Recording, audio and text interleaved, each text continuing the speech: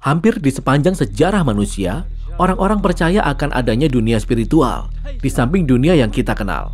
Benar, begitu juga dengan para penulis Alkitab.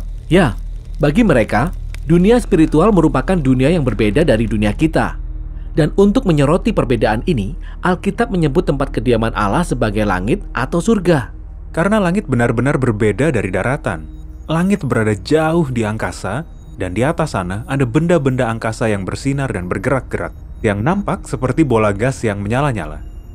Namun ketika para penulis Alkitab memandang ke langit, bintang-bintang itu membuat mereka berpikir dan berbicara tentang makhluk spiritual, yang dalam Alkitab disebut sebagai anak-anak Allah, atau pemerintah dan penguasa, atau terkadang juga disebut sebagai sidang ilahi. Wah, kedengarannya penting sekali. Apa yang dikerjakan oleh sidang ilahi? Begini, di kitab Kejadian pasal pertama, mereka diperkenalkan sebagai tentara langit, yakni matahari, bulan, dan bintang. Dan mereka juga disebut sebagai tanda, yang berarti kuasa dan kedudukan mereka melambangkan dan mengacu pada kuasa dan kedudukan Allah. Ya, jadi dalam kitab Kejadian 1, Allah menetapkan mereka untuk menguasai siang dan malam. Betul sekali. Dan selanjutnya dalam Alkitab, kita dapat melihat mereka merayakan kuasa dan karya cipta Allah ketika Ia menciptakan dunia. Seperti pemandu sorak dalam sebuah pertandingan. Ya, benar. Ada juga kisah Alkitab di mana Allah mengundang sidang ilahi untuk ikut dalam membuat keputusan. Seperti ketika mereka membantu memutuskan bagaimana cara menjatuhkan Ahab, raja Israel yang jahat, atau dalam kitab Ayub, di mana mereka mempertanyakan kebijakan Allah dalam memberi penghargaan kepada orang-orang yang berbuat baik. Jadi mereka seperti barisan pekerja Allah. Tetapi, mengapa Allah memerlukan barisan pekerja? Jika Ia cukup berkuasa untuk menciptakan seluruh alam semesta, Ia pasti juga bisa memerintah tanpa perlu bantuan. Ya, Allah tidak butuh bantuan mereka. Tetapi kelihatannya, Allah dalam Alkitab ingin berbagi kekuasaan dengan pihak lain. Oh benar, Allah membagikan kuasanya kepada manusia sebagai mitranya di bumi. Dan dalam hal ini, ada juga kisah serupa tentang Allah yang membagikan kuasanya untuk memerintah kepada mitra spiritualnya. Ya, benar. Sampai ketika semuanya berantakan akibat sepasang pemberontakan. Jadi manusia ingin berkuasa di bumi dengan cara mereka sendiri. Sehingga mereka mulai membangun negara mereka sendiri dengan menetapkan sendiri mana yang baik dan yang jahat. Ya, ini kisah yang terkenal tentang pembangunan Babel. Tapi coba lihat, ketika para penulis Alkitab seperti Musa dan Yesaya melihat kembali asal mula Babel, mereka tidak saja melihat pemberontakan manusia, tetapi juga pemberontakan spiritual. Apa yang dimaksud dengan pemberontakan spiritual di sini?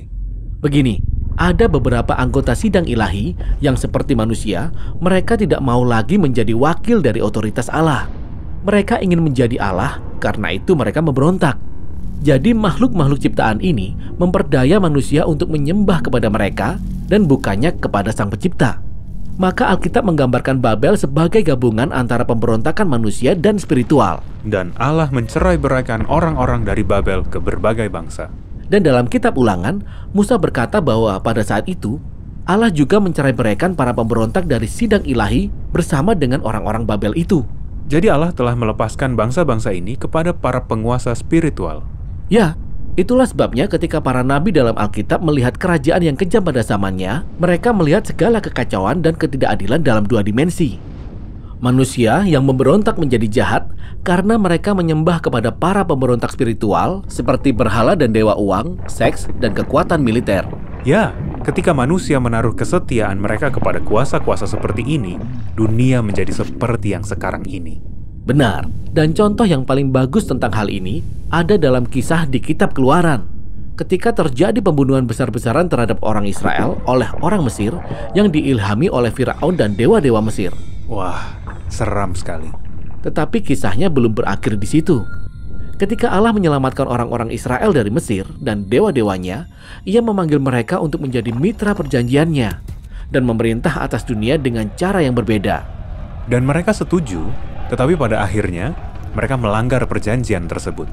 Mereka menaruh kesetiaan mereka kepada dewa-dewa lain. Sehingga pada akhirnya mereka dibuang ke Babel dan kembali menjadi budak dari bangsa asing dan para penguasa spiritual. Di sana mereka menanti-nantikan kisah Keluaran berikutnya menuju pembebasan. Dan dari sinilah kisah Yesus dimulai. Ia berkata, Ia datang untuk menyelamatkan dunia dan merebutnya kembali dari para pemberontak. Pemberontak yang mana? Yang manusia atau yang spiritual?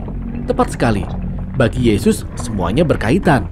Dalam perjalanannya menuju Yerusalem untuk merayakan Paskah, Yesus memberitakan kisah Keluaran yang paling utama.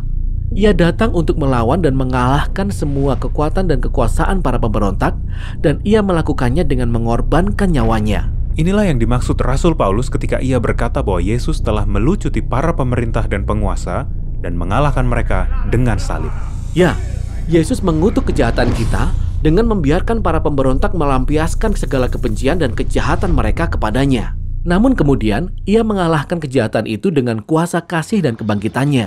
Dan kemudian Yesus berkata kepada para pengikutnya bahwa segala kuasa di surga dan di bumi telah menjadi miliknya.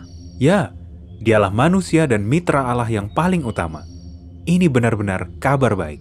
Ya, dan itulah sebabnya para rasul mulai mengajak semua orang untuk menaruh kesetiaan mereka kepada Yesus yang telah bangkit untuk memperoleh pembebasan dan menjadi manusia baru. Nah, walaupun Yesus telah memperoleh kemenangan telak atas kuasa para pemberontak, ia tidak menghancurkan mereka.